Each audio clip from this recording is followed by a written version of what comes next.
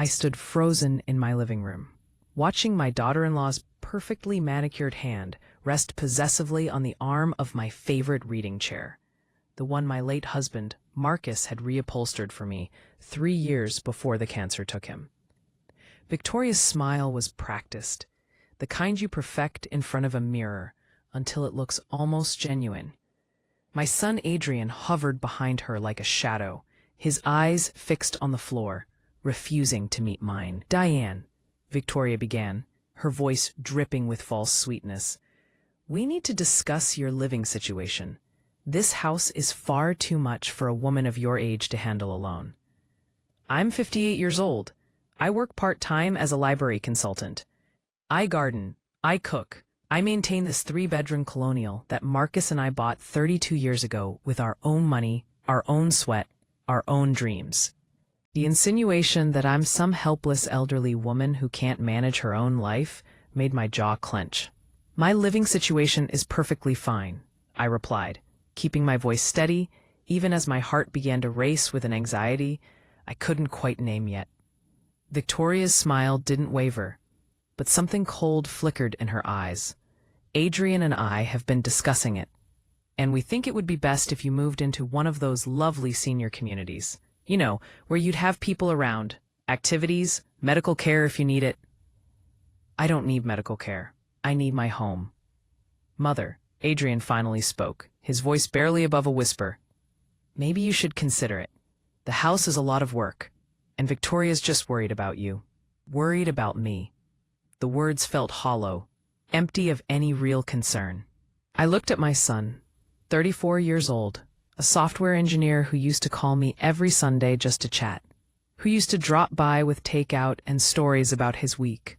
That son had slowly disappeared over the past 3 years since he married Victoria. This man standing before me now was someone I barely recognized, someone who couldn't even look his own mother in the eye. "I'm not selling my house," I said firmly. "This conversation is over." Victoria's mask slipped for just a moment, and what I saw underneath made my blood run cold. Pure calculation. Pure contempt. Then the smile was back, wider than before. She stood, smoothing her designer dress, and "Come on, Adrian. Let's talk about it another time, when you've had a chance to really think about what's best for everyone." She stood, smoothing her designer dress. "Come on, Adrian. Your mother clearly needs some time alone." They left, and I sank into Marcus's chair, my hands trembling. Something was very, very wrong. I could feel it in my bones. The same instinct that had warned me about Victoria from the moment Adrian first brought her home 4 years ago. Marcus had felt it too. I remember him pulling me aside at their engagement party, his face drawn with concern. "There's something off about her, Di," he'd whispered. "The way she looks at things, at our things, like she's appraising them." I dismissed his concerns then, told him he was being overprotective. I wish I hadn't. I wish I'd listened. The next morning, I decided to check my bank accounts. It was routine, something I did every few weeks to make sure everything was in order. Marcus had been meticulous about finances. And after his death, I'd maintained his careful habits. Our savings, his life insurance, my retirement fund, the emergency money we'd tucked away over decades, it was all there. $63,000. Not a fortune, but enough to give me security, enough to know I'd be okay. I logged into my account and stared at the screen, certain there had been some kind of error. Balance, $847.23. My vision blurred. I refreshed the page. The number didn't change.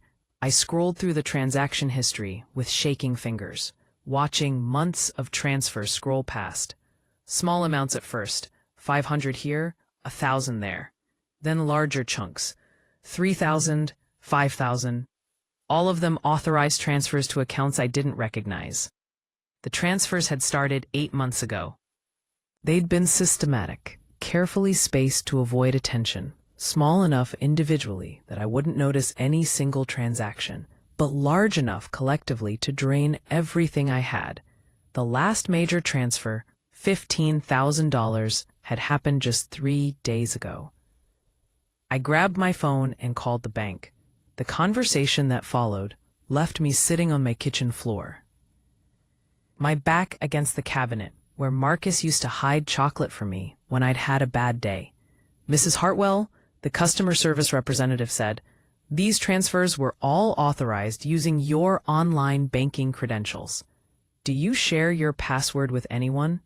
I didn't. I never had. But someone had gotten access. Someone who knew me well enough to know my banking habits, to know how to move money without triggering my attention, to time the transfers when I wouldn't be looking. "I need to speak to a manager," I said. "This is fraud.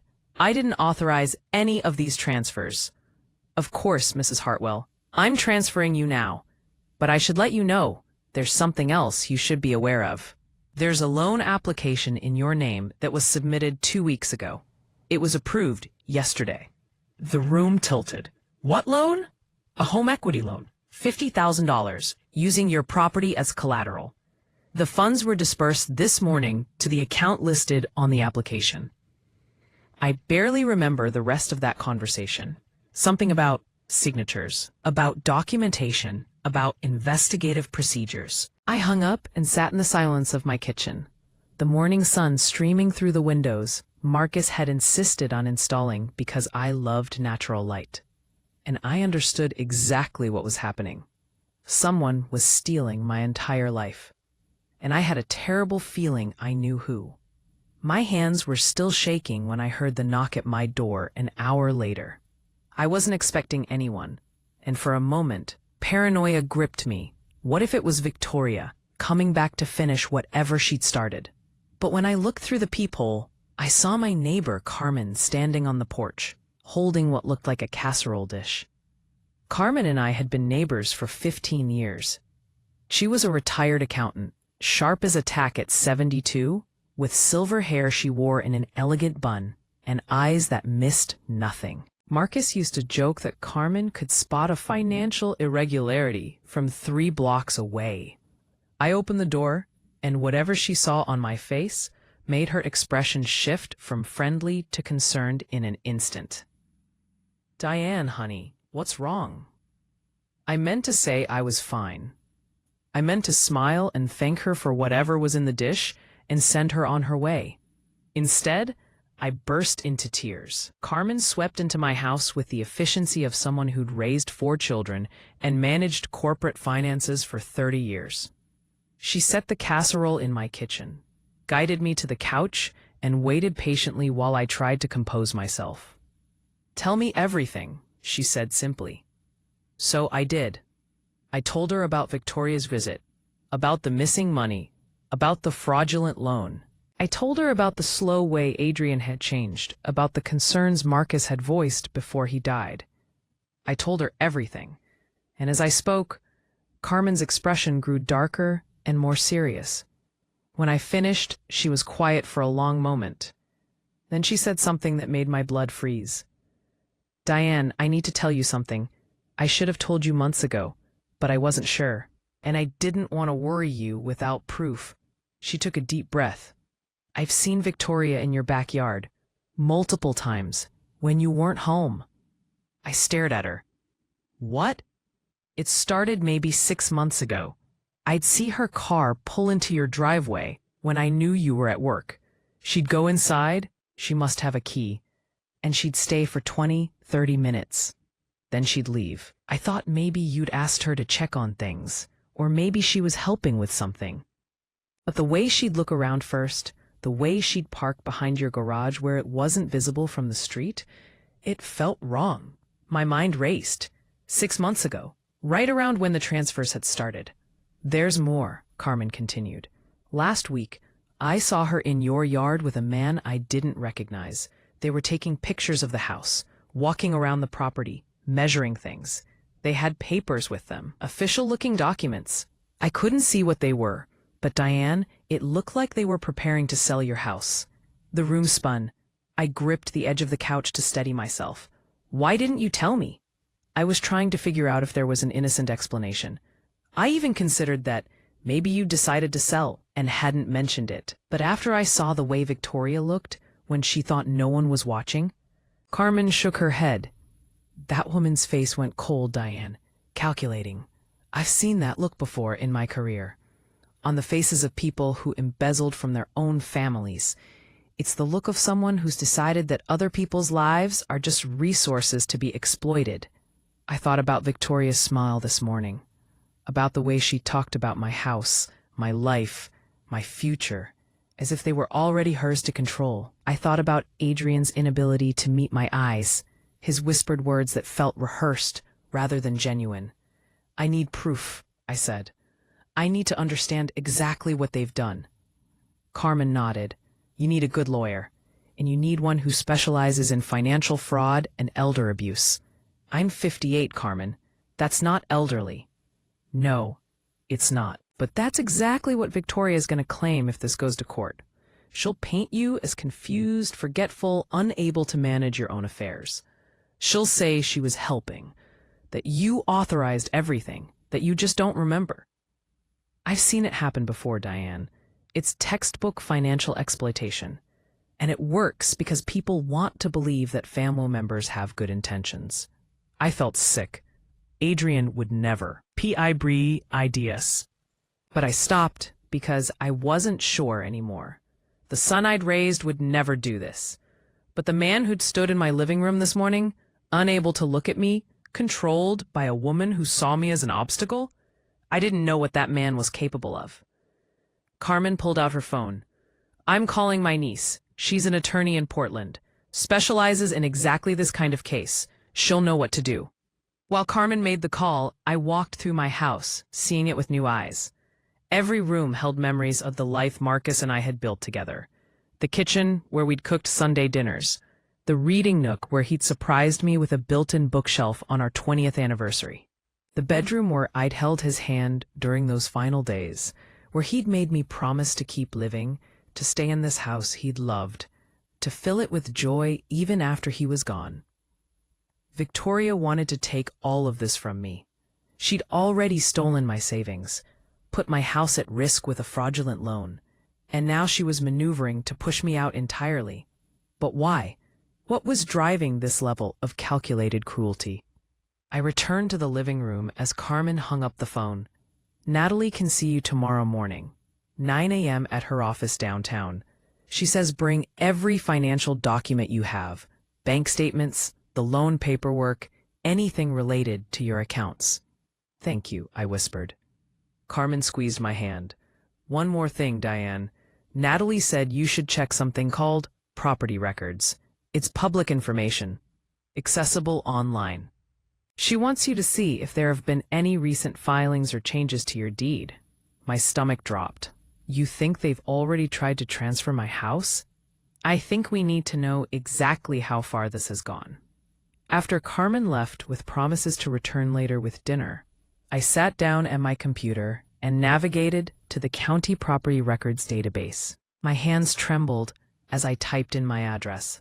The page loaded slowly, and with each passing second, my dread grew heavier. The current deed holder was listed as Diane Marie Hartwell. That was correct. But there was a pending transaction, a quitclaim deed filed 3 days ago, that would transfer 50% ownership of my property to Victoria Ann Hartwell and Adrian Marcus Hartwell. The signature on the document was mine, except it wasn't. I could see immediately that it was forged. The loops were too perfect, the slant too uniform. Someone had practiced copying my signature, but not well enough. 3 days ago, the same day as that final $15,000 transfer, the same day the home equity loan was approved, Victoria wasn't just stealing from me piece by piece. She was trying to take everything at once, building a legal framework that would give her claim to my house while simultaneously draining my accounts, so I wouldn't have the resources to fight back. And she'd used my son to do it. Or maybe he was complicit. I didn't know which possibility hurt more. And I printed out everything, the property records, the bank statements, the loan documents I'd requested from the bank. I created a folder of evidence, each page another piece of the betrayal, another layer of calculated destruction. That night, I couldn't sleep. I lay in the bed I'd shared with Marcus for 30 years, staring at the ceiling, wondering how I'd missed the signs. But I knew how. I'd been grieving. I'd been lonely. I'd wanted so badly to believe that my family was intact, that Adrian was happy. That Victoria was just an acquired taste I'd learned to appreciate given time. I'd let love make me blind. Around 2 in the morning, my phone lit up with a text message from Adrian.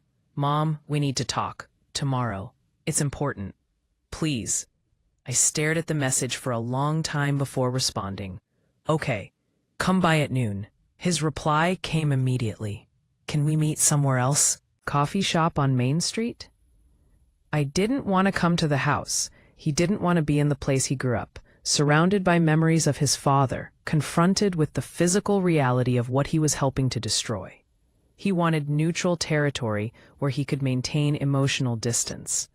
"No," I typed back. "Here, noon, come alone." If you feel my words, show your support by liking the video and subscribing to the channel, and tell me from which city you belong, so I can see how far a woman's impactful voice can reach. Help me build this community so we can bring more truthful stories for you. And then just to be a regular person, like we can do that sometimes. Staying present, moving my usual routine with robotic precision. Coffee, shower. I chose a deep blue blouse Marcus had always said brought out my eyes, paired with black slacks. Armor for the battle ahead. At 9 a.m. sharp, I was sitting in Natalie Chen's office on the 3rd floor of a downtown building that smelled of coffee and copying paper.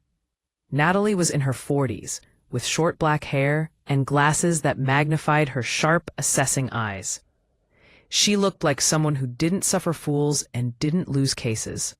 See, in Natalie Chen's office on the 3rd floor of a downtown building that smelled of coffee and copying paper. Natalie was in her 40s, with short black hair and glasses that magnified her sharp, assessing eyes. She looked like someone who didn't suffer fools and didn't lose cases. See, in Natalie Chen's office on the 3rd floor of a downtown building that smelled of coffee and copying paper. Natalie was in her 40s, with short black hair and glasses that magnified her sharp, assessing eyes. She looked like someone who didn't suffer fools and didn't lose cases. She looked like someone who didn't suffer fools and didn't lose cases. She looked like someone who didn't suffer fools and didn't lose cases. She looked like someone who didn't suffer fools and didn't lose cases. She looked like someone who didn't suffer fools and didn't lose cases. She looked like someone who didn't suffer fools and didn't lose cases. She looked like someone who didn't suffer fools and didn't lose cases. She looked like someone who didn't suffer fools and didn't lose cases. She looked like someone who didn't suffer fools and didn't lose cases. I spread the documents across her desk and watched as she examined each one with meticulous attention. Her expression grew progressively grimmer. "Mrs. Hartwell," she said finally, "you're looking at multiple felonies here. Wire fraud, identity theft, forgery, attempted real estate fraud. This isn't a family dispute that got out of hand. This is an organized, systematic attack on your assets. Can I stop it?" Strong period. "Yes, but we need to move fast." She pulled out a legal pad and began making notes. "First, we're filing an emergency injunction to halt any transfer of your property. The forged quitclaim deed won't hold up in court, but we need to make sure nothing else happens while we're building the case. Second, we're reporting the fraud to the police. This needs to be on record as criminal activity, not a civil matter." "What about the loan?" "That's fraud too. The signature isn't yours, which means the loan isn't valid, but the lender will need to be convinced of that. And in the meantime, they'll be expecting payments. We'll need to move quickly to get that reversed before they start foreclosure proceedings." My head spun. Foreclosure. On the house I'd lived in for 3 decades, raised my son in, cared for my dying husband in. All because someone had forged my name on documents I'd never seen. "What about Adrian?" I asked quietly. "What if he was coerced? What if he didn't know what Victoria was doing?" Natalie's expression softened slightly. "Mrs. Hartwell, I understand he's your son, but based on what you've told me and what I'm seeing in these documents, Adrian is at minimum complicit. His name is on that quitclaim deed." He's listed as a beneficiary on the loan application.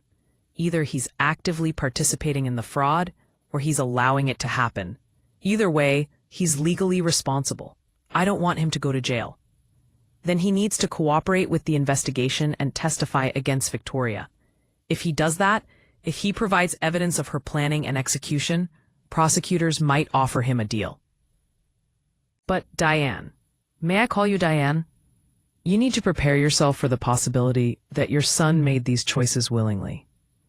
Sometimes people we love aren't who we think they are. I nodded, blinking back tears. What do I do now? I asked. You go home. You don't confront Victoria or Adrian directly.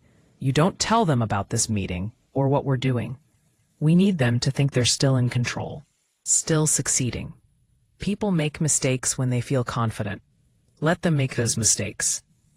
Adrian's coming to my house at noon today. Natalie's eyes sharpened. Okay, here's what you do. Let him talk. Don't accuse. Don't reveal what you know. Just listen and observe. If he's genuine, if he's truly remorseful or scared, you might see signs of it. But if he's just there to manipulate you further, that will show too. Either way, don't sign anything. Don't agree to anything. Don't make any promises. She handed me her business card. Call me immediately after he leaves. I want to know everything he says. I left Natalie's office feeling like I was walking through a nightmare where everything looked normal, but nothing was right. The streets were full of people going about their ordinary Thursday mornings, shopping, working, living their lives. None of them knew that my entire existence was crumbling. When I got home, Carmen was waiting on my porch with a thermos of tea and a determined expression. Tell me, she demanded.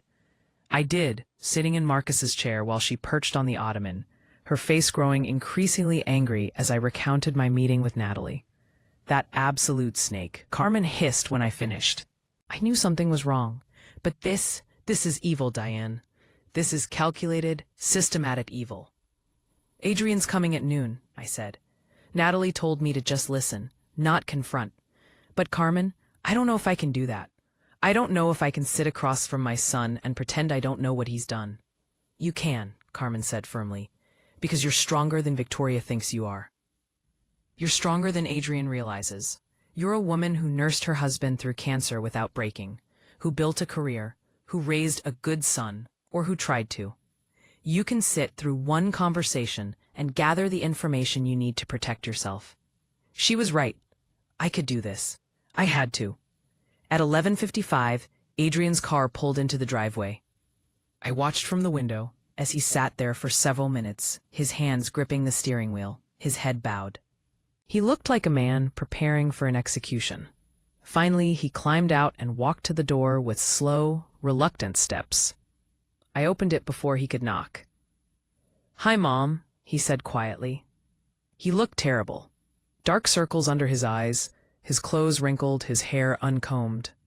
This wasn't the put-together software engineer I knew. This was someone unraveling. Come in, I said, keeping my voice neutral. We sat in a living room, the same seats we'd occupied yesterday when Victoria had made her demands.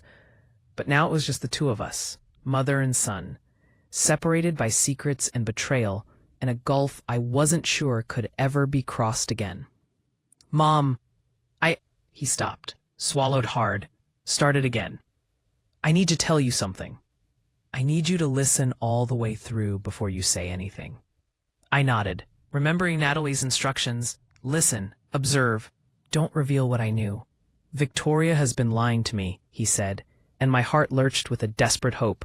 She said you were having memory problems, that you've been forgetting things, getting confused. She showed me emails she said were from your doctor, talking about early-stage dementia. I opened my mouth to protest, but he held up a hand. I know now those emails were fake. There's no doctor. You don't have dementia. But I believed her, Mom. I believed her because she was so convincing, and because I wanted to help you.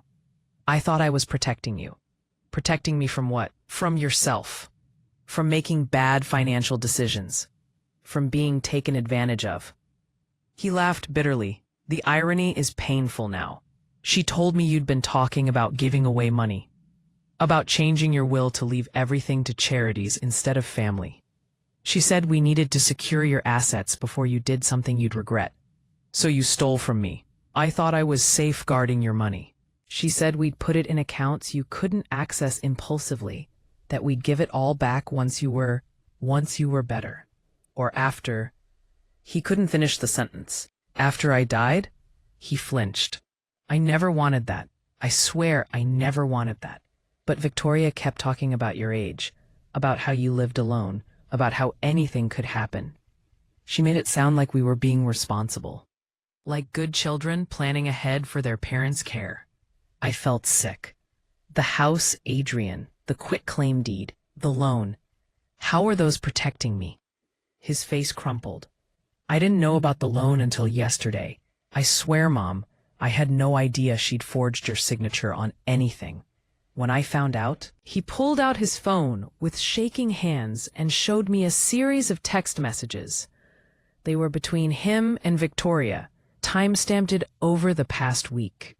In them, Victoria detailed her plans with shocking callousness. She talked about accelerating the timeline, about liquidating the asset before I could cause problems. She discussed selling my house, splitting the proceeds, moving to California, where her brother lived, and where. She'd written, "No one will ask questions about where the money came from."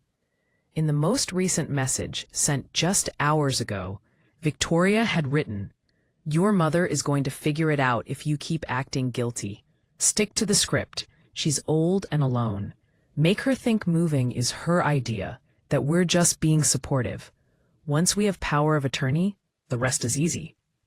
I read the messages twice, my hands trembling with rage and grief. You were going to get power of attorney over me? No, God, no, Mom. When I saw that message this morning, I realized what she's been doing. Not just to you, to me too. She's been manipulating both of us. He looked up at me with red-rimmed eyes. I'm so sorry. I'm so sorry. I should have seen it sooner. Dad would have seen it. He tried to warn me, didn't he? Yes, I whispered. He did. I didn't listen. I thought he was just being overprotective, that he couldn't accept me having a wife. But he saw what she was. And now, Adrian's voice broke completely. Now I've helped her destroy you. I've destroyed everything Dad and you built. I've destroyed our family. I wanted to comfort him.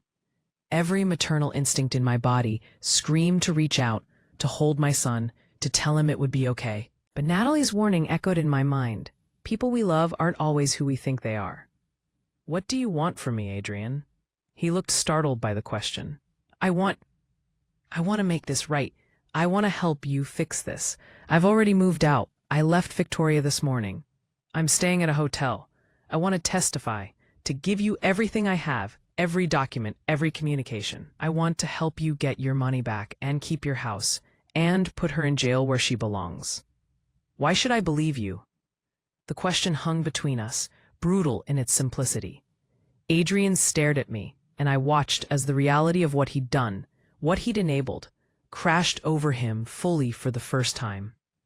Because I'm your son, he finally said. Because despite everything, despite all the ways I've failed you, I'm still the boy you raised. I'm still Dad's son. And I won't let her finish what she started. Please, Mom, please let me help fix this. I studied his face, looking for signs of deception, for the careful manipulation I'd seen in Victoria's practiced smile. But all I saw was genuine devastation, the raw agony of a man, realizing he'd been used to hurt the person he loved most in the world. Did you love her? I asked quietly. I thought I did. Now I don't know if I ever really knew her. I think I loved who I wanted her to be, and she was smart enough to play that role, until she didn't need to anymore. He wiped his eyes with the back of his hand. She told me once early in our relationship that her father died broke. She said he'd been taken advantage of by business partners, that he'd lost everything because he was too trusting. She said she'd learned from his mistakes, that she'd never be that vulnerable. Her father, I repeated slowly. Something clicked into place. What was his name? Richard Preston. Why? And her brother? Kyle. He lives in California. Runs some kind of real estate business. Victoria's always talking about how successful he is. I remembered Carmen mentioning a man she'd seen with Victoria, taking pictures of my house. A man with official-looking documents. What does Kyle look like?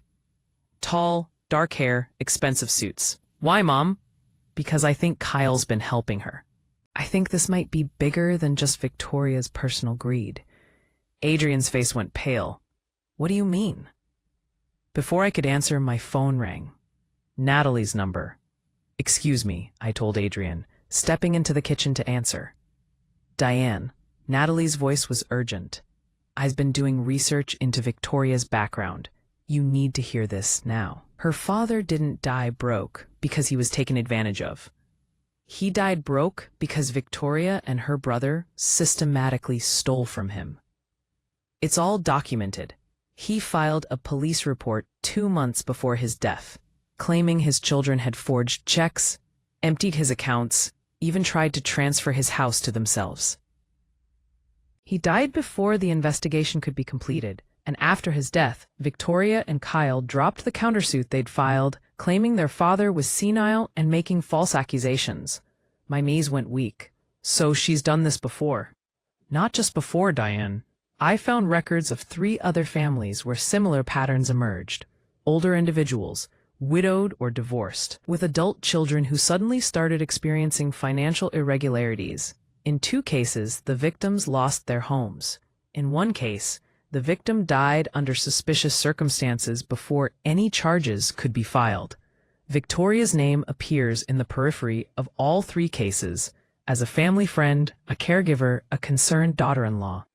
Oh my God, she's a serial predator, Diane. She targets vulnerable people, gains their trust or the trust of their families, and then systematically destroys their financial stability. And based on what I'm seeing, her brother Kyle is her partner in these schemes. They've been doing this for at least a decade. I thought about Adrian sitting in my living room, devastated by the realization of what he'd been part of. My son says he wants to help, that he's left her, and wants to testify. Good. We'll need him. But Diane, you need to be very careful. If Victoria realizes Adrian's turned against her, she'll escalate. Women like this don't accept defeat quietly. They destroy evidence, intimidate witnesses, do whatever it takes to protect themselves. What should I do? Don't let Adrian go back to that hotel where Victoria can find him. Bring him to my office this afternoon. We'll take a statement, get everything documented while it's fresh. And I'm contacting the police immediately. This needs to be treated as an active criminal investigation. I hung up and returned to the living room where Adrian sat with his head in his hands. Adrian, I said quietly, I need you to trust me now, the way I'm trying to trust you. We're going to see my attorney this afternoon. You're going to tell her everything you know about Victoria's activities, her plans, her communications. And you're not going back to that hotel. He looked up. Where will I go? Carmen next door has a guest house. She's already said you can stay there if needed. Victoria doesn't know Carmen, doesn't know that connection. You'll be safe there while we sort this out. Okay. He whispered. Okay, Mom. Whatever you need. I need the truth, Adrian. All of it. No matter how bad it makes you look. Can you do that? Yes, I promise. I wanted to believe him. God, how I wanted to believe him. But trust, once broken, doesn't heal quickly. Still, he was my son.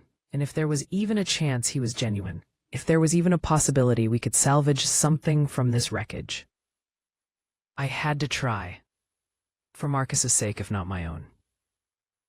That afternoon, Adrian sat in Natalie's office and laid bare the full scope of Victoria's manipulation.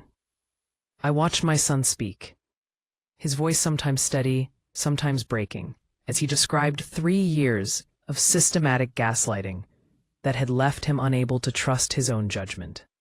It had started small, he explained, Victoria suggesting he was remembering conversations wrong. insisting he'd agreed to things he had no recollection of agreeing to, moving his belongings and then acting confused when he couldn't find them, implying he'd misplaced them himself. She made me feel like I was losing my mind, Adrian said, his hands clenched together so tightly his knuckles were white. Every time I questioned her, she'd get this hurt look and say she was just trying to help, that I was becoming paranoid and controlling. She'd cry and apologize, and I'd feel terrible for doubting her. Natalie took notes methodically, her expression revealing nothing. When did the financial manipulation begin? About 18 months ago. She said her credit was bad from some past mistakes, and could we put some accounts in my name only to help her rebuild? I didn't think much of it. Couples share finances, right? So I added her as an authorized user on my cards, gave her access to my bank accounts. She said it would help her feel more secure in our marriage. And when did your mother's finances enter the picture? Adrian's face crumpled with fresh shame. 6 months ago, Victoria started talking about Mom being forgetful, showing me these emails she said were from a doctor. She'd stage things, call Mom's phone and then hang up when I answered, saying Mom had called her 5 times in an hour, but didn't remember any of them. She'd mentioned conversations she claimed to have had with Mom that sounded confused or paranoid. And you believed her. I wanted to protect my mother. Adrian's voice rose with defensive pain. Victoria had medical records, email chains, detailed notes about incidents. She showed me a bank statement she said Mom had asked her to review, with random charges at stores Mom never shopped at. She built an entire false narrative, and it was so detailed, so consistent, that I never thought to question whether any of it was real. I sat quietly, listening to the architecture of the lie that had been built around me. It was sophisticated, carefully constructed to exploit Adrian's love for me and his trust in his wife. Victoria had understood that my son's greatest vulnerability was his desire to be a good son, to protect his widowed mother, to honor his father's memory by taking care of me. She'd weaponized his love. Tell me about the account access, Natalie prompted. Victoria said Mom needed help managing her finances, but was too proud to ask for it directly. She suggested I get power of attorney, just in case something happened. I hesitated. That felt like a big step. So she proposed a compromise. Mom had given me an emergency credit card years ago, for when Dad was sick and I was helping with medical expenses. Victoria suggested using that card information to set up online access to Mom's accounts, just to monitor for any concerning activity. And you did it. Yes. Adrian's voice was barely audible. I gave her Mom's account information. I thought we were watching over her, catching problems before they became serious. Instead, Victoria used that access to systematically drain Mom's savings. Did you ever see where the money was going? Victoria showed me account statements, fake ones. I realize now that made it look like the money was being moved into high-yield savings accounts for Mom's protection. She said we were diversifying Mom's assets, protecting her from poor investment choices. I never checked independently because I trusted my wife. The word trusted hung in the air like an accusation. Natalie flipped through her notes.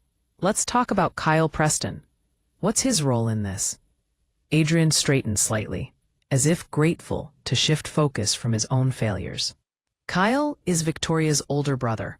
She talks about him constantly, how successful he is, how smart he is with money, how he helps her with investments. About 2 months ago, she started mentioning that Kyle had a client who was interested in buying properties in our area. She suggested maybe Mom would be interested in selling, moving somewhere easier to maintain. And when your mother said no, Victoria got angry. Not at Mom, not in front of me.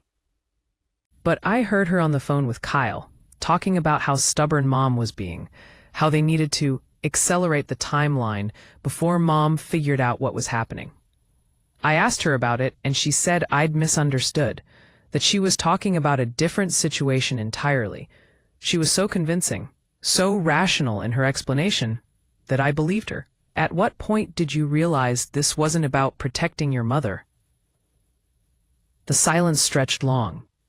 When Adrian finally spoke, his voice was hollow. Yesterday morning, Victoria left her laptop open, and I saw an email exchange with Kyle.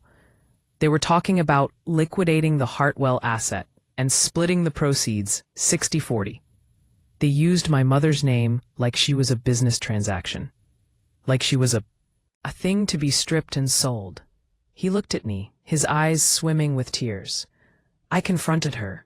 I showed her the email and asked her to explain it. And Mom, she didn't even try to lie.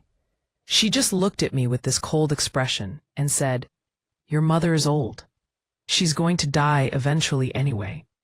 We're just making sure her money doesn't go to waste." That's when I knew. That's when I finally understood what Dad had seen 3 years ago. I felt tears on my own cheeks. Why didn't you come to me immediately? Because I was ashamed.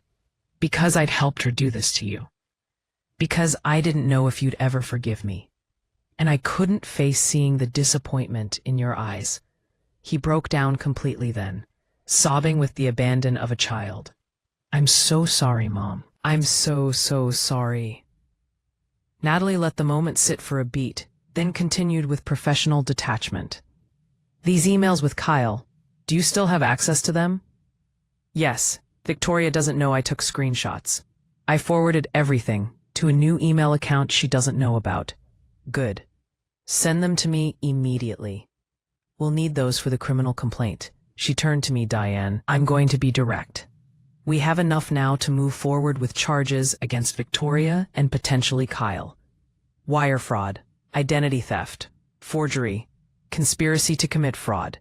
These are federal crimes with serious prison time. But the process will be difficult. You'll have to testify. Details of your finances will become public record. And Victoria will fight back hard." "I don't care," I said. My voice surprised me with its strength. "I want her stopped. Not just for me, for everyone else she's done this to, and everyone else she might target in the future." Natalie nodded approvingly. "Good. Then here's what happens next. I'm filing the police report this afternoon. I'll include all the documentation we have, including Adrian's statement. The police will likely want to interview both of you separately. They may want to set up a controlled communication between Adrian and Victoria to gather additional evidence." "You mean like wearing a wire?" Adrian asked. "Possibly. Or monitored phone calls where you get her to discuss details of the scheme on record. It depends on what the detective assigned to the case thinks will be most effective." "I'll do it," Adrian said immediately. "Whatever you need. I'll do anything to help put her away." Natalie studied him for a moment. "I believe you. But Adrian, you need to understand that you're not automatically cleared just because you're cooperating. The district attorney will have to decide whether to charge you as well. Your level of involvement, even if you were manipulated, can still constitute criminal activity." The color drained from Adrian's face. "I could go to jail?" "It's possible. But if you cooperate fully, if you testify against Victoria and Kyle, if you help recover any remaining funds, the DA will likely offer you a deal. Probation, restitution, community service. Maybe a reduced charge. The goal here is to get the people who planned and executed this scheme, not to punish victims who were manipulated into participating." "I'm not a victim," Adrian said quietly. "I'm an adult. I made choices. Bad choices. I should have verified things independently. I should have protected my mother instead of helping hurt her. I'll accept whatever consequences come." I reached over and took his hand. It was the first physical contact we'd had since this nightmare began, and the touch released something in both of us. He gripped my fingers like a drowning man clutching a lifeline. "We'll get through this," I told him, surprised to find I meant it. "One step at a time." Natalie made several phone calls while Adrian sent her the screenshots and documents from Victoria's laptop. I watched my son work, seeing glimpses of the boy he'd been. Methodical, careful, determined. Maybe that boy wasn't completely lost. Maybe we could find our way back to each other, even if the path would be long and painful. Within 2 hours, Detective Lisa Morrison arrived at Natalie's office. She was a woman in her early 40s with short red hair and the sharp, assessing gaze of someone who'd seen every variety of human deception. She listened to our story without interrupting, occasionally making notes. When we finished, she sat back and exhaled slowly. I'll be honest with you folks, this is one of the more sophisticated schemes I've seen in elder financial exploitation. And Mrs. Hartwell, the fact that you caught it as quickly as you did probably saved you from losing everything. A lot of victims don't realize what's happening until it's far too late. I'm not elderly, I said automatically, then felt foolish. Of all the things to focus on. But Detective Morrison smiled slightly. No, you're not. But in legal terms, financial exploitation of anyone over 55 falls under enhanced penalties in this state. It's a recognition that people tend to be targeted for these schemes as they age, not because they're incompetent, but because predators assume they'll be easier to manipulate or intimidate. She opened her laptop and pulled up several files. I did some preliminary research after Ms. Chen contacted me. Victoria Preston. She went back to her maiden name for her California real estate license, by the way, has been investigated twice before for similar schemes. No charges filed either time because the victims either died or declined to prosecute. Why would they decline? Adrian asked. Because people don't want to believe their loved ones are criminals. Because they're ashamed that they fell for it. Because the process of prosecution is exhausting and public and painful. She looked directly at me. Mrs. Hartwell, I need you to understand what you're signing up for if we move forward. Victoria will claim you're confused. She'll say you authorized everything. She'll bring in doctors to testify about age-related cognitive decline. She'll paint your son as a concerned family member trying to protect you. She'll make you look unreliable and emotionally unstable. Let her try, I said. I have documentation, I have witnesses, and I have the truth. Good, because the truth is going to be your most powerful weapon. Detective Morrison turned to Adrian. And you, Mr. Hartwell, you're willing to testify against your wife? Ex-wife, Adrian said firmly. I've already contacted a divorce attorney. I'm filing tomorrow. That's going to make her suspicious. She'll know you've turned against her. Good. Let her be suspicious. Let her know I'm not playing her game anymore. Detective Morrison and Natalie exchanged a glance. Something passed between them, some professional understanding I wasn't privy to.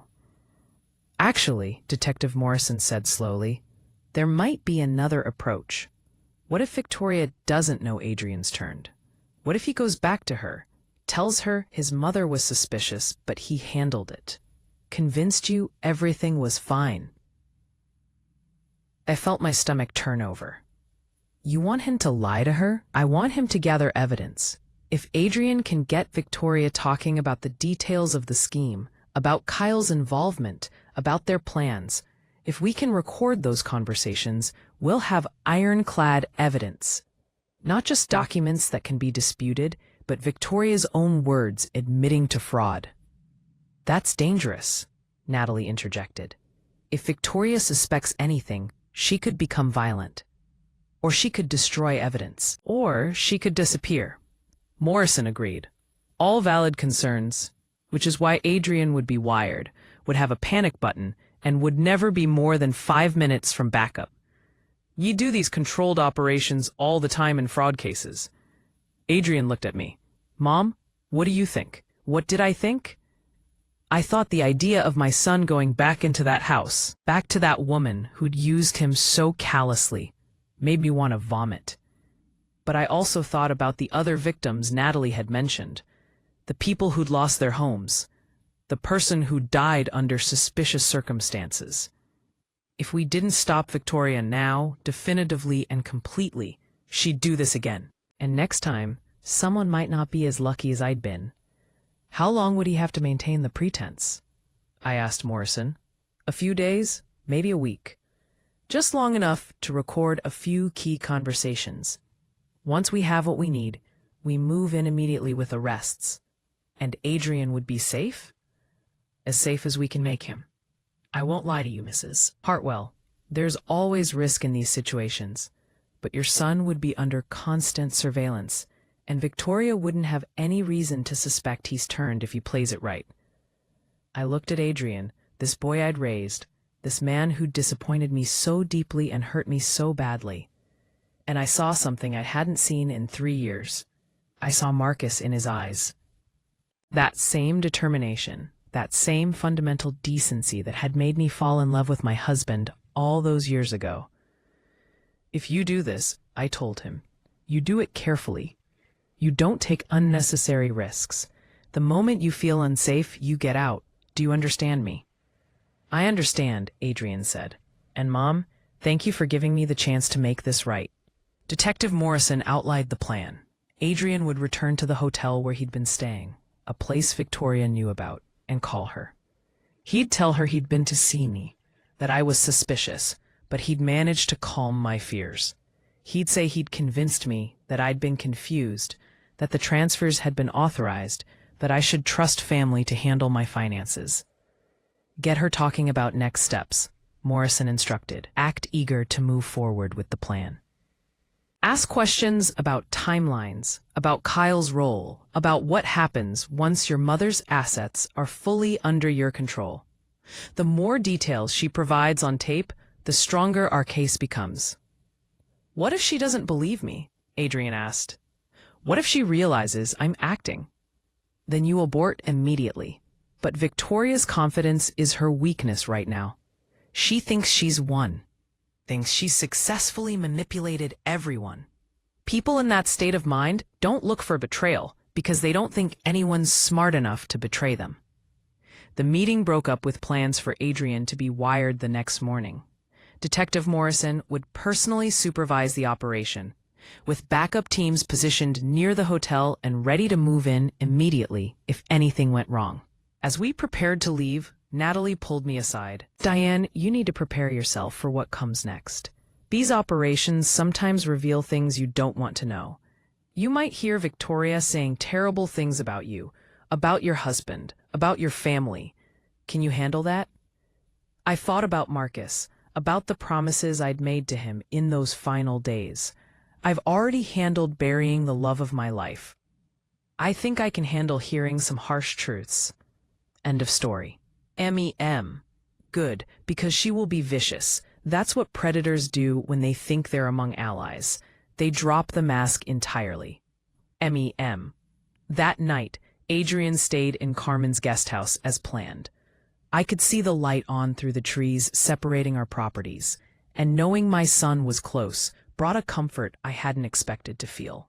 Carmen had embraced her role as protective neighbor with enthusiasm, setting up her spare room with fresh linens and promising to keep watch. If that woman comes anywhere near this property, Carmen had declared, she'll have to go through me. And honey, I raised 4 boys and managed a corporate office for 30 years. I can handle one manipulative fraud artist. I couldn't sleep. Every time I closed my eyes, I saw variations of tomorrow playing out. Adrian confronting Victoria and everything going wrong. Adrian being hurt. Adrian being exposed. By 3 a.m., I gave up and made tea, sitting at my kitchen table and looking through old photo albums. There was Adrian at 5, gap-toothed and grinning, holding up a trophy from his first soccer game. Adrian at 12, sullen and awkward in the throes of puberty. Adrian at 18, graduating high school with Marcus's arm around his shoulders and pride written all over both their faces. Somewhere between that graduation photo and the man who'd sat in my living room yesterday, my son had lost his way. Or maybe he'd just met someone skilled at leading him astray. My phone buzzed with a text message from Adrian. Can't sleep either. Want to talk? I called him immediately. He answered on the first ring. Mom, he said, and I could hear the tears in his voice. I keep thinking about Dad, about how disappointed he'd be in me. Your father loved you unconditionally, I told him. Just like I do. Even now. How can you still love me after what I've done? Because you're my son. Because love doesn't disappear just because someone makes terrible mistakes. Because I believe people can change, can grow, can learn from their failures and become better. There was silence for a long moment. Then Dad knew, didn't he? That's why he was so cold to Victoria at our wedding. That's why he tried to talk to me that last week before he died. I remembered that conversation. Marcus had asked Adrian to come by the house, had sat him down in this very kitchen, weak and gaunt from the cancer eating away at him. I'd heard pieces of it from the bedroom where I was resting. "Son, I need you to listen to me carefully," Marcus had said, his voice already fading. "Victoria is not who she pretends to be. I've seen women like her before in my business, in life. They're predators. They target people they perceive as weak, as vulnerable. They manipulate, they isolate, they destroy. You need to be careful. You need to protect yourself and your mother." "Dad, you're being paranoid," Adrian had started. "I'm dying," Marcus had interrupted, and the stark honesty of those words had silenced everything else. "I'm dying, and I won't be here to protect my family. So I need you to hear me now. Watch her. Watch how she looks at things, at people. Watch who she really is when she thinks no one's paying attention. And if I'm right, if you see what I see, promise me you'll protect your mother. Promise me, Adrian."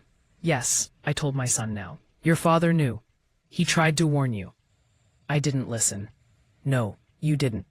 But you're listening now. And that's what matters.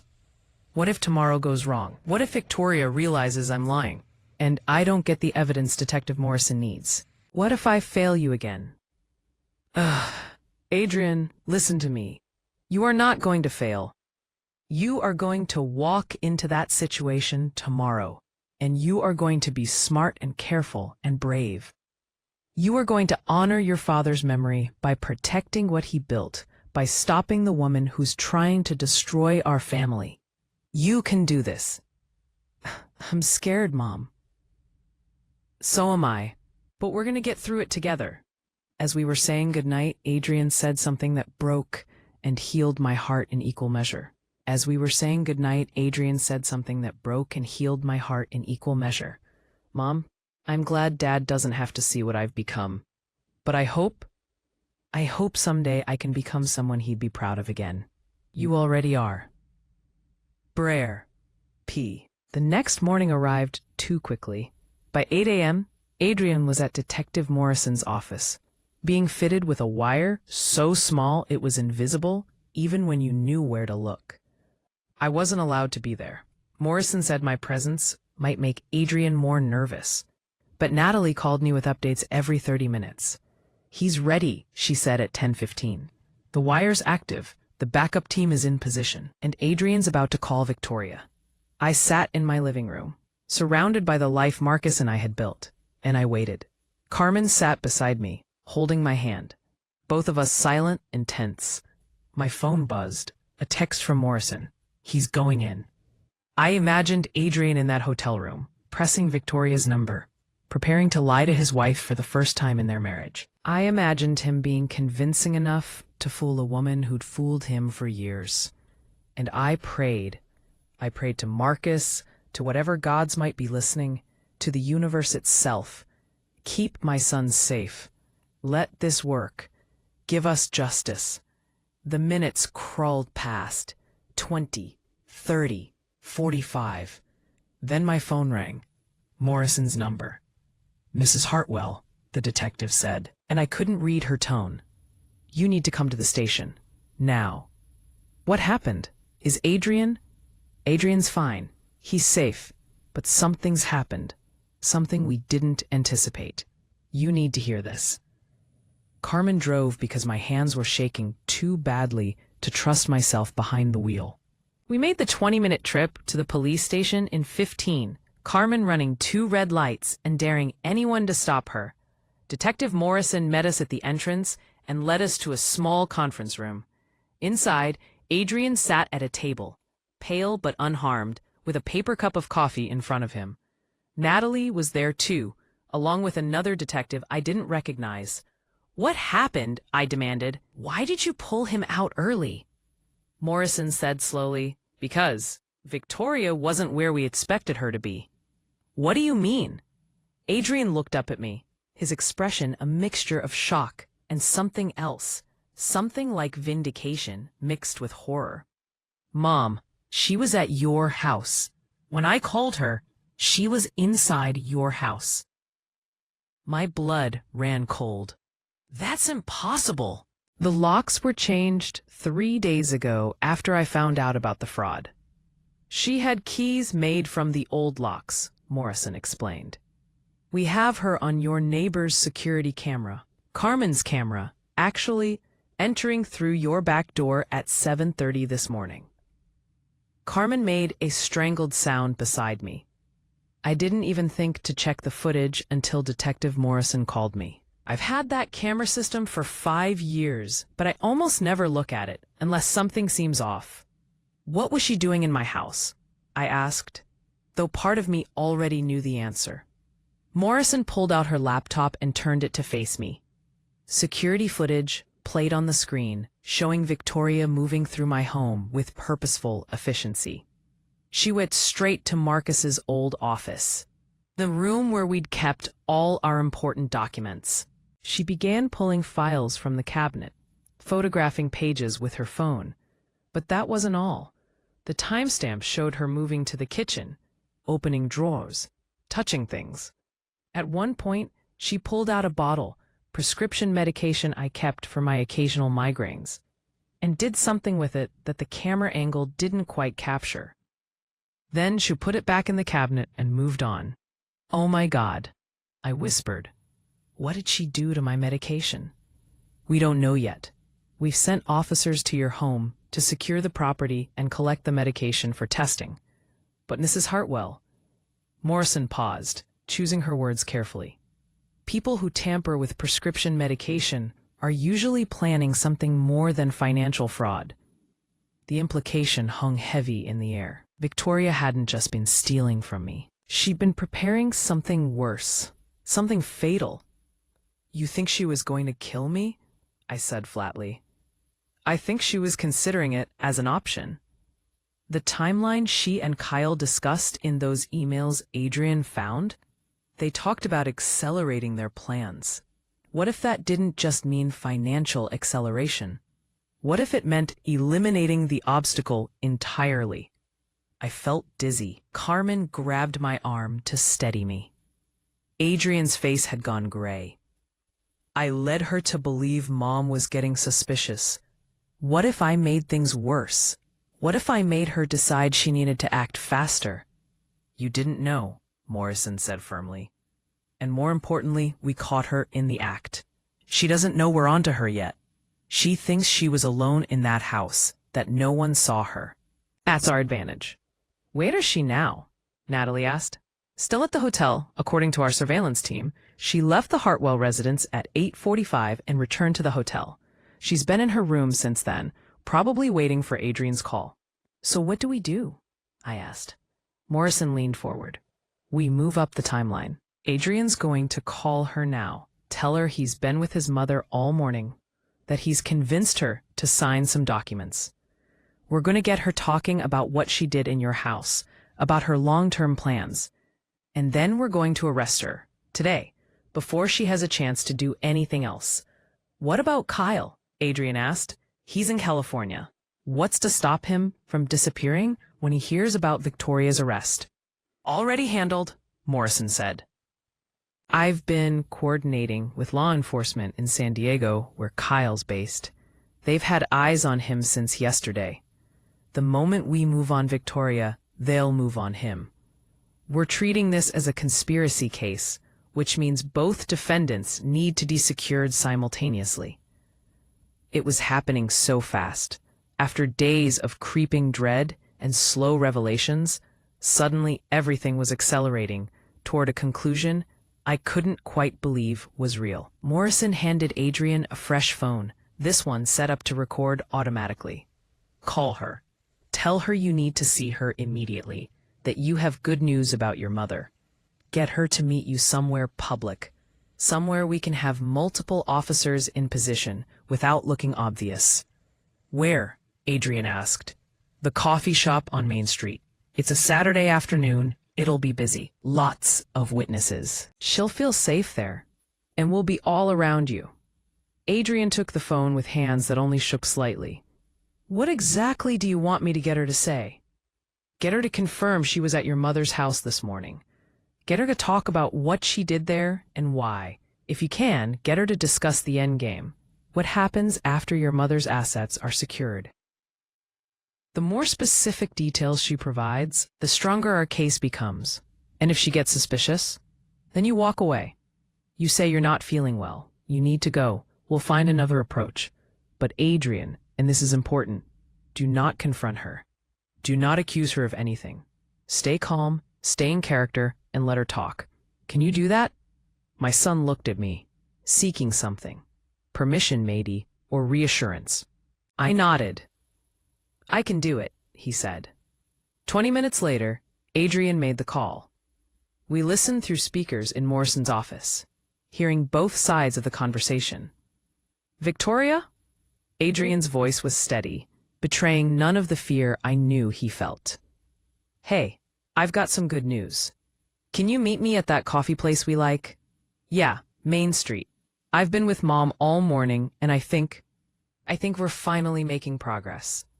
Victoria's response was immediate and eager. Really? What happened? Did she agree to the arrangement? I'd rather tell you in person, but yeah, I got her to sign some things.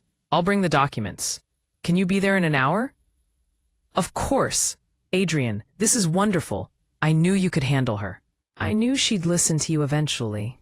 Yeah, well, it wasn't easy. She had a lot of questions. I'm sure she did, but you managed her beautifully. I'm proud of you, baby. We're going to have such a good life once this is all settled. The casual cruelty in her voice, the easy way she discussed managing me as if I were a problem to be solved rather than a person to be considered. It made my skin crawl. See you soon, Adrian said, and ended the call. He set down the phone and looked at Detective Morrison. She's coming. Good. Let's get you wired and positioned. Mrs. Hartwell, you'll need to stay here.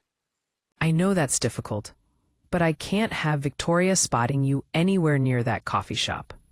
I understand, I said, though every maternal instinct screamed at me to be there, to protect my son from the woman who'd manipulated him so thoroughly. Adrian hugged me before he left. I'm gonna make this right, Mom, I promise. Just be safe, I whispered. That's all that matters. Carmen and I waited in the conference room while Natalie fielded phone calls and Morrison coordinated with her team. The minutes stretched into an eternity. I watched the clock on the wall tick through the seconds, each one feeling like it lasted an hour. Finally, Morrison's radio crackled to life. Subject entering the establishment. Repeat, subject is inside. Here we go, Morrison muttered, adjusting her earpiece so she could hear the live audio feed from Adrian's wire. Through the speakers, I heard the ambient noise of a busy coffee shop, the hiss of espresso machines, conversations overlapping. Then Victoria's voice, bright and false. Adrian, over here. Hey, Adrian replied. I could hear the tension underneath his casual tone, but Victoria seemed oblivious to it. So tell me everything. What did you get her to sign? Is the power of attorney finalized? Let's get coffee first, Adrian said. Find a table in the back where we can talk privately. More ambient noise, orders being placed, the grinding of coffee beans. Then a quieter background as they apparently found their table. Okay, Victoria said, impatience creeping into her voice. What happened with your mother? And Adrian, my brave, foolish, redemptive son, began to lie. She was suspicious at first, asking questions about the account transfers, about where the money went. I told her what you said, that we were consolidating her funds, protecting her from herself. But she kept pushing, saying she never authorized any of it. What did you tell her? I showed her some of those fake doctor emails you created, the ones about her memory issues. I told her she had authorized the transfers but didn't remember. I made her doubt herself. Victoria laughed. Actually laughed. Perfect. See, I told you that would work. Old people are so easy to gaslight. They already doubt their own minds. You just have to push a little. My hands clenched into fists. Beside me, Carmen made a low sound of fury. Yeah, Adrian said. It worked. She signed the documents I brought. Which documents? The power of attorney, the new deed transfer, everything Kyle said we needed. There was a pause. When Victoria spoke again, her voice carried a note of suspicion. You have them with you? Can I see them? They're in the car. I didn't want to carry them around in the coffee shop. Another pause. Longer this time. I could almost hear Victoria's mind working, trying to decide if she believed him. Then, Adrian, is everything okay? You seem off. I'm fine, just tired. It was a long morning dealing with Mom. Did something else happen? Something you're not telling me? No, I don't know, Victoria. Sometimes I wonder if we're doing the right thing. She's my mother. She raised me, and we're lying to her, taking her money, planning to take her house. It feels wrong. Oh, baby. Victoria's voice shifted, becoming softer, more manipulative. I know, it's hard. But remember what we talked about. Your mother is old. She's not going to live forever anyway. Why should her money sit in accounts she'll never use when we could build a real future with it? We're not hurting her. We're helping ourselves. There's a difference. And if she finds out, if she figures out what we've done, she won't. We've been too careful. And even if she did, who would believe her? We have documents showing she's been mentally declining. We have our testimony that she authorized everything. We have Kyle ready to back us up with his real estate credentials. She's just a confused old woman, and we're her concerned family members. It's the perfect setup. Every word Victoria spoke was being recorded. Every casual cruelty, every calculated manipulation, every piece of evidence that would eventually seal her fate. All of it was flowing through Adrian's wire and being preserved for the prosecution. I guess you're right, Adrian said, his voice perfectly pitched between doubt and acceptance. It just feels strange sometimes, that's all. Well, get over it, Victoria's tone hardened. We're too far in to back out now. Once that power of attorney is processed, once the house deed is transferred, we'll have everything we need.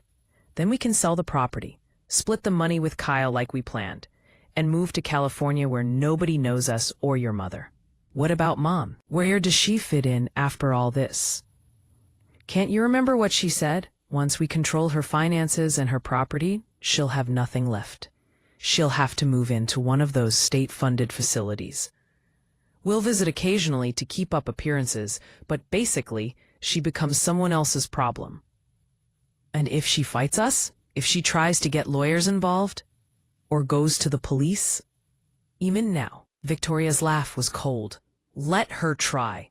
By then, she'll have no money for lawyers, and the police will see an elderly woman making accusations against her own family. They'll think it's dementia, paranoia, the ravings of someone who can't accept that they need help. We've covered all our bases, baby. There's no way this doesn't work. You've really thought of everything, Adrian said, and I heard the double meaning in his words that Victoria completely missed. Of course I have. This is what I do. How do you think Kyle and I handled my father? Same playbook. Dad started getting old, started forgetting things, and we stepped in to help. By the time he realized what was happening, all his money was in accounts he couldn't access, and his house was in my name. He tried to fight it, even filed a police report, but nobody believed him. They thought he was just a confused old man being paranoid about his kids. I felt like I'd been punched. She'd admitted it. She just casually admitted to doing to her own father exactly what she was doing to me. What happened to him? Adrian asked quietly. He died. Heart attack, officially. Kyle and I split the estate, what little was left after we'd already taken most of it. It was supposed to be our big score. But Dad had hidden some money we never found, so the take was smaller than expected. That's why I needed a new target. That's why I found you. The silence that followed was deafening. Adrian said nothing, and I imagined him, sitting across from this woman he'd married, finally hearing in her own words what she truly was. You found me, he repeated slowly. You make it sound like you chose me deliberately. I did. I saw your father's obituary in the paper. Successful businessman, longtime resident, survived by wife and son. That meant assets. I did some research. Found out about your mom's house, her pension, her savings. And I found you on social media. Saw that you were single. Recently grieving your father. Probably vulnerable. Perfect. So you never loved me. Adrian, don't be dramatic. Love is a story people tell themselves to feel good about their choices. What we have is a partnership, a mutually beneficial arrangement.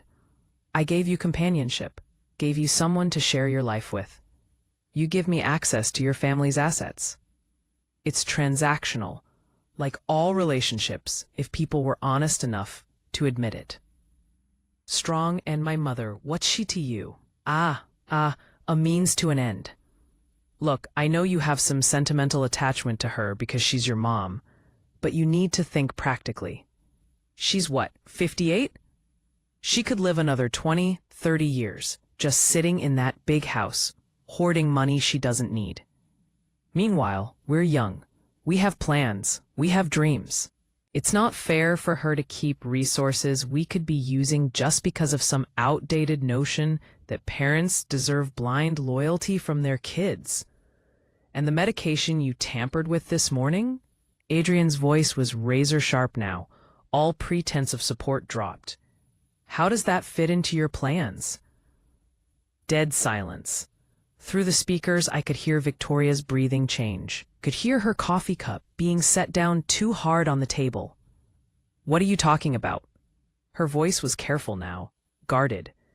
I'm talking about the security footage of you in my mother's house this morning, going through her medication, taking photos of her documents. What were you doing, Victoria? What were you planning? More silence. Then, you're wearing a wire. Yes, you son of a... The sound cut off as Victoria apparently stood abruptly. I heard the scrape of a chair, the clatter of something being knocked over. Subject is moving, Morrison said urgently into her radio. All units close in. Repeat, close in now. Through the audio feed, I heard chaos. Victoria shouting. Adrian staying calm. Other voices joining. Police identifying themselves. Orders to remain still. The mechanical click of handcuffs. Victoria Preston. Detective Morrison's voice came through clearly. You're under arrest for fraud, identity theft, attempted property theft, and tampering with medications with intent to harm. You have the right to remain silent. The Miranda rights continued while I sat frozen, hardly believing it was really over. Beside me, Carmen was crying with relief. Natalie had her hand over her mouth, her professional composure cracking to reveal genuine emotion. It's done, Morrison said, returning to the conference room 20 minutes later, with Adrian beside her. She's in custody. Kyle's been arrested in San Diego simultaneously. We have everything we need on tape. Victoria admitting to the fraud, to what she did to her father, to her plans for you. It's an airtight case. I looked at my son, this man who'd almost helped destroy me, but who'd found his way back at the last possible moment. He looked exhausted, wrung out, but also lighter somehow, as if a terrible weight had been lifted. You did it, I told him. We did it, he corrected. You were strong enough to fight back. I just finally did what Dad asked me to do 3 years ago. I protected you. The tears came then for both of us. I stood and hugged my son for the first time since this nightmare began. Really hugged him and felt him collapse into my arms the way he had as a small boy when the world became too much. I'm so sorry, Mom, he sobbed. I'm so sorry for everything. I know, baby. I know. The legal proceedings that followed took months. Victoria was charged with 14 counts of fraud and related crimes. Her brother Kyle faced 11 counts. Both pleaded not guilty initially, but when they heard the recordings from Adrian's wire, when they saw the mountain of evidence against them, Kyle accepted a plea deal almost immediately. He agreed to testify against Victoria in exchange for a reduced sentence, 5 years instead of 20. His testimony revealed the full scope of their operation. They'd targeted 7 families over the past decade, stealing an estimated $1.2 million. Most victims had never even realized they'd been defrauded, dying before the extent of the theft became clear. Victoria held out longer, convinced, even in the face of overwhelming evidence, that she could manipulate the system the way she'd manipulated everyone in her personal life. Her attorney tried the defense we'd anticipated, claiming I was confused, that I'd authorized all the transfers, that she'd been helping, not hurting. But the jury didn't buy it. How could they, when they heard Victoria's own voice on that recording, casually discussing her plans to leave me destitute, admitting to what she'd done to her own father? The trial lasted 3 weeks. I testified for 2 full days, walking through the discovery of the fraud, the forged documents, the systematic betrayal. Adrian testified too, describing the manipulation he'd endured, the gaslighting that had made him doubt his own judgment. The most powerful testimony came from an unexpected source. Martha Preston, Victoria's mother, took the stand and described watching her daughter and son drain their father's wealth while he begged them to stop.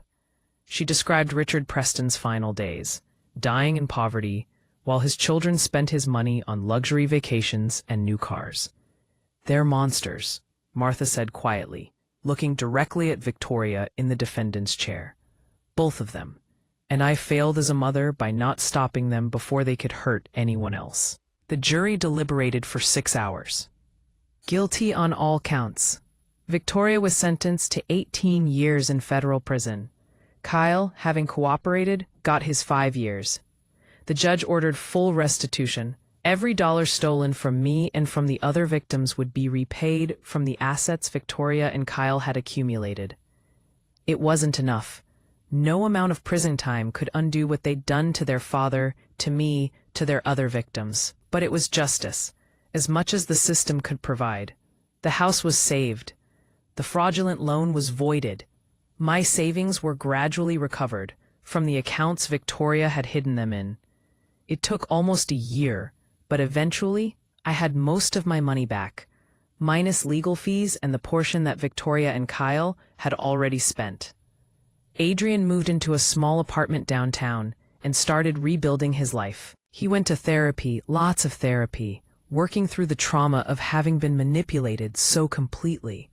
He worked with a financial counselor to untangle the damage Victoria had done to his credit and accounts. And slowly, painfully, he worked to rebuild his relationship with me. Spread in disproportionate passing, there were setbacks and moments when I looked at him and remembered him standing in my living room while Victoria cataloged my failings.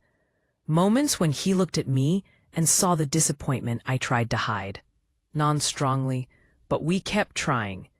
We had dinners together, tentative at first, then more comfortable. We talked about Marcus, about memories from before Victoria, about the kind of relationship we wanted to build going forward. Not the old relationship that was gone forever, but something new, forged through honesty and pain and the determination to not let Victoria's poison destroy us permanently. Carmen remained my closest confidant, the neighbor who'd seen the danger before I could admit it existed. She'd been the one to capture Victoria on her security camera, to provide the evidence that helped seal the case. We had coffee together most mornings, sitting on my porch or hers, watching the seasons change and finding comfort in the simple rhythms of daily life. One morning in late spring, almost a year after Victoria's sentencing, I found something I'd forgotten about. I was cleaning out Marcus's old office, finally ready to convert it into the reading room I'd been planning for years, when I discovered a letter tucked into his desk drawer. The envelope had my name written in Marcus's careful handwriting, and below it a date, the week before he died. My hands shook as I opened it. "My darling Diane," it began, "if you're reading this, I'm gone, and I'm so sorry to leave you. But I want you to know something important. I've seen the way Victoria looks at our life, at you, at everything we've built. I've tried to warn Adrian, but he's too caught up in her to see clearly. I don't know if she'll act while I'm alive or if she'll wait until I'm gone. But I know she will act eventually. So I've taken some precautions. I've spoken with our financial advisor about protecting your assets. I've talked to Carmen about watching over you. I've made sure you're not alone, even when I'm no longer here to stand beside you. But most importantly, I need you to remember this. You are stronger than you know. You're smarter than she is. And you have something she can never have or understand. Real love, real friendship, real integrity. Those things aren't weaknesses, Di. They're your greatest strengths. If she comes for you, if she tries to take what's ours, fight back. Fight with everything you have. Don't let grief or loneliness or the desire to keep peace with Adrian stop you from protecting yourself. You deserve to live out your years in the home we built, surrounded by the memories we made, enjoying the life we worked so hard to create. I love you. I will always love you. Even from wherever I am, I'm watching over you. Forever yours, Marcus. I sat in his chair, my chair now, and wept. Marcus had known. He'd seen it all coming, had tried to prepare me, had left me one final message of strength and love. And I had fought back. I had protected what we built. I had honored his memory by refusing to be a victim. By standing up to the woman who tried to destroy us. If you feel my words, show your support by liking the video and subscribing to the channel. And tell me from which city you belong, so I can see how far a woman's impactful voice can reach. Help me build this community so we can bring more truthful stories for you. That summer, Adrian helped me plant a new garden where Marcus's white lilies used to grow. We planted roses this time, deep red ones that bloomed profusely and filled the yard with fragrance. It felt right, this new beginning. This acknowledgement that while we honored the past, we couldn't live in it forever. Mom, Adrian said one afternoon while we were weeding together, do you think Dad would forgive me for what I did? I sat back on my heels and looked at my son. He was 35 now, graying slightly at the temples, with lines around his eyes that hadn't been there 2 years ago. Victoria had aged him, scarred him, but she hadn't broken him completely. Yes, I said simply, your father believed in second chances. He believed people could learn from their mistakes and become better. He would see what you've done to make amends, and he would be proud of the man you're becoming. I still can't believe I didn't see it. I keep going over everything in my mind, looking for the signs I missed. They were everywhere, weren't they? Someone out there was always watching you, 100%. They were there. Without you, no way she could have done that. That's a testament to how skilled predators can be. Do you think you'll ever trust me again? Really trust me? I considered the question honestly. I think trust isn't something you have or don't have. It's something you build, day by day, choice by choice. Every time you show up, every time you're honest, every time you put in the work to be better, that builds trust. We're building it right now, you and I. And maybe someday, the foundation will be strong enough that we don't have to think about it anymore. He nodded, accepting that truth. I'll keep building then, for as long as it takes. The healing came slowly, in small moments. Adrian joining me for Sunday dinners, us working together on household projects, the way he and Marcus used to. Long conversations where he talked honestly about his time with Victoria. About the ways she'd controlled him, about his own responsibility in not seeing the truth sooner. I went to some of his therapy sessions with him, learning about codependency and manipulation tactics and the psychology of financial abuse. I learned that what had happened to us wasn't unique. Thousands of families experienced similar betrayals every year. Most never got justice. Most never recovered. We were the lucky ones. 2 years after Victoria's conviction, I received a letter from her in prison. I almost threw it away unread, but curiosity won. The letter was short, devoid of the manipulative sweetness she'd once used so expertly. You won, it said simply. I hope you're satisfied, but remember, I saw how weak you were. I saw how lonely and desperate for family connection. I wasn't wrong about that. I just underestimated your vindictiveness. I laughed when I read it, a harsh, bitter sound. Even now, even from prison, Victoria couldn't admit what she'd done. She couldn't acknowledge that what I'd shown wasn't vindictiveness, but self-preservation. That fighting back against someone trying to destroy you isn't weakness, it's strength. I burned the letter in the fireplace and never thought about it again. On the 3rd anniversary of Victoria's arrest, Adrian came to me with a request. Mom, I want to do something positive that comes out of this nightmare. What did you have in mind? I want to start a foundation. Something that helps other victims of financial elder abuse get legal representation, get their money back, hold their abusers accountable. I want to make sure that what happened to you, what almost happened, that other families have resources to fight back. I felt tears prick my eyes. This was Marcus's son. This was the boy we'd raised, finally emerging from the wreckage Victoria had made of his life. I think that's a beautiful idea, I told him.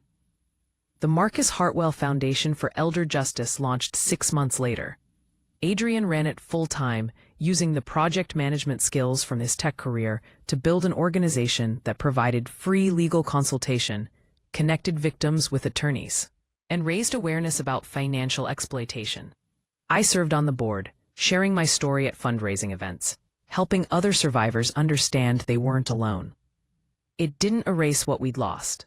It didn't bring Marcus back or undo the damage Victoria had done. But it meant something good had come from the pain. It meant other families might be spared what we'd endured. One evening, 4 years after everything began, I sat on my porch watching the sunset paint the sky in shades of gold and rose. The roses Adrian and I had planted were in full bloom, filling the air with their sweet fragrance. Carmen waved from her porch next door, her ever-present thermos of tea in hand. My phone buzzed with a text from Adrian. Dinner Sunday? I'm bringing someone I want you to meet. I smiled. He'd been dating someone new. Sarah, a trauma counselor he'd met through his own therapy. She sounded kind, patient, nothing like Victoria. I was cautiously optimistic, ready to support my son in building a healthy relationship this time. I looked at Marcus's photo, still displayed in the living room, among our family pictures. We did it, I whispered. We protected what you built. We saved our family. I kept my promise. The wind rustled through the roses, and I chose to believe it was his answer. Life continued, as it always does. The scars remained. Financial records that still triggered anxiety. The wariness I felt when meeting new people. The way I triple-checked every transaction in my accounts. But alongside the scars was growth. Strength I hadn't known I possessed. Wisdom earned through surviving something that should have destroyed me. I wrote my story and shared it with others, hoping it might help someone recognize the warning signs earlier than I had. I spoke at senior centers and community groups, teaching people how to protect themselves from financial predators. I became an advocate, a survivor, a voice for others who'd been silenced by shame or fear. And most importantly, I learned that justice, while imperfect, was possible, that fighting back was worth it, that you could lose almost everything and still rebuild. The house Marcus and I bought 32 years ago remained mine. The garden we'd planted together continued to bloom. A life we'd built endured, scarred but not broken, tested but not destroyed. Victoria had tried to take everything from me, my money, my home, my independence, possibly my life. She'd succeeded in taking my peace of mind, my trust, years of my life that I'd spent rebuilding what she'd broken. But she hadn't won. In the end, she was behind bars, her schemes exposed, her mask torn away for the world to see. And I was still here, still living in my home, still surrounded by people who loved me genuinely, rather than for what they could take. If there's anything I want people to understand from my story, it's this. Trust your instincts. When something feels wrong, it usually is. Don't let love or loyalty or the desire to believe the best of people stop you from protecting yourself. Family members can be predators, too. Sometimes they're the most dangerous ones because we want so badly to trust them. And if you find yourself in a situation like mine, if you realize that someone you trusted has betrayed you, fight back. Document everything. Seek help. Don't let shame or embarrassment keep you silent. There are people who will believe you, who will help you, who will stand beside you as you reclaim what was stolen. You are not weak for being deceived. You are strong for fighting back. You are not a victim for being targeted. You are a survivor for enduring and overcoming.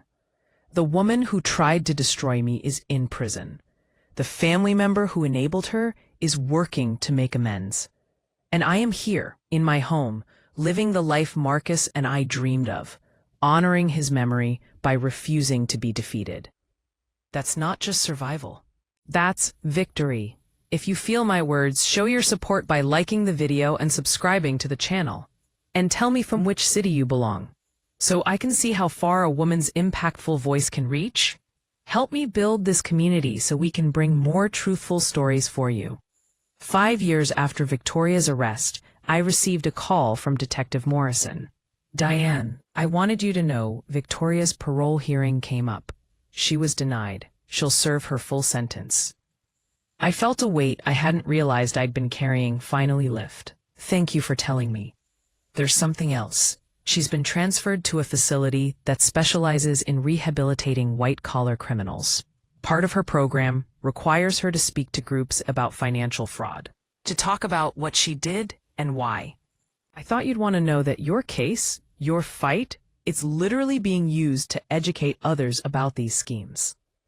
After we hung up, I sat with that information for a long time. Victoria's story, my story, was helping prevent others from suffering as we had.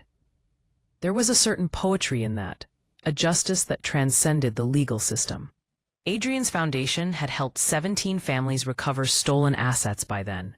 Sarah had become part of our family, bringing light and laughter back into Sunday dinners.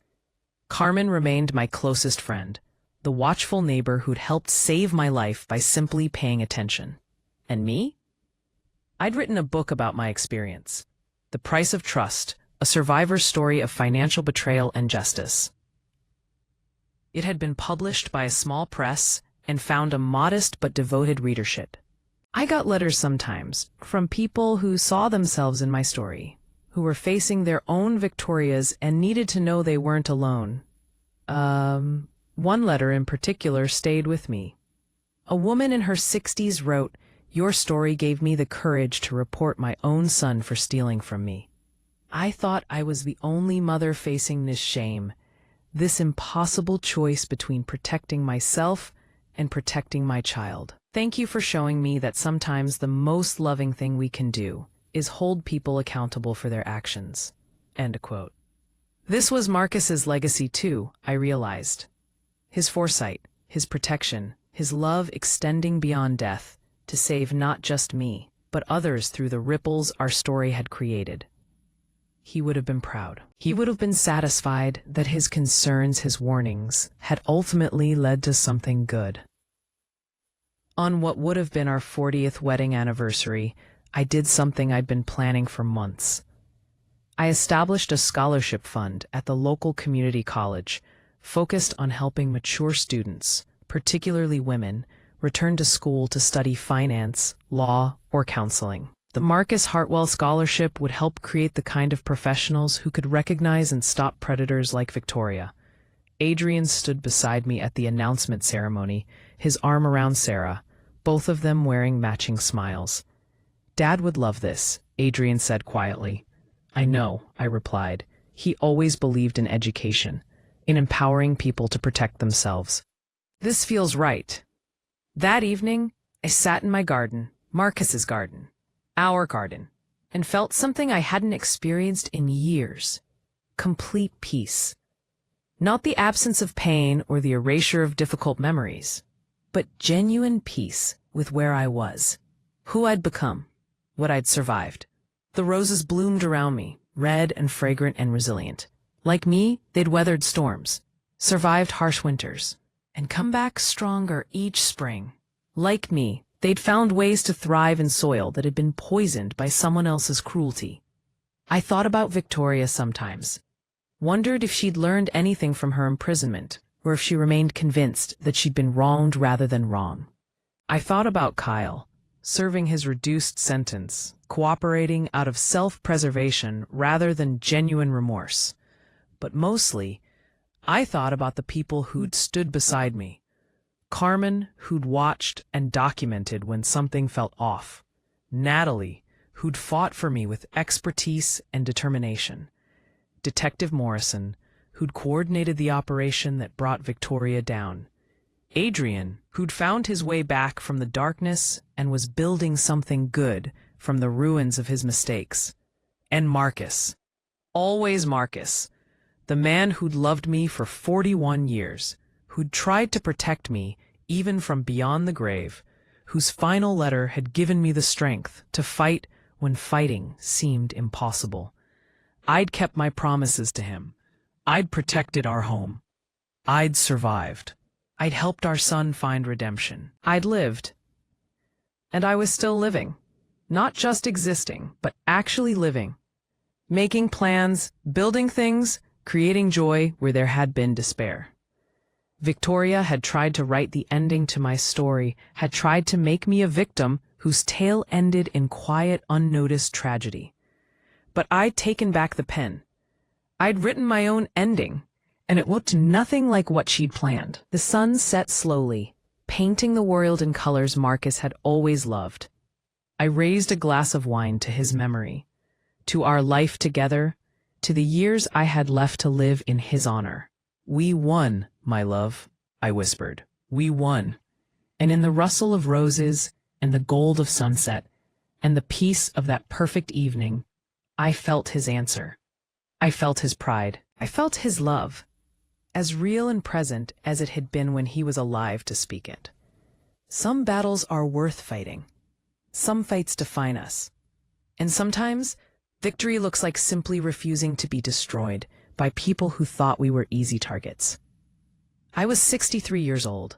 I had survived cancer with my husband, survived his death, survived a daughter-in-law who tried to take everything from me. I had scars, yes, caution that might never fully ease, wariness about trusting too easily.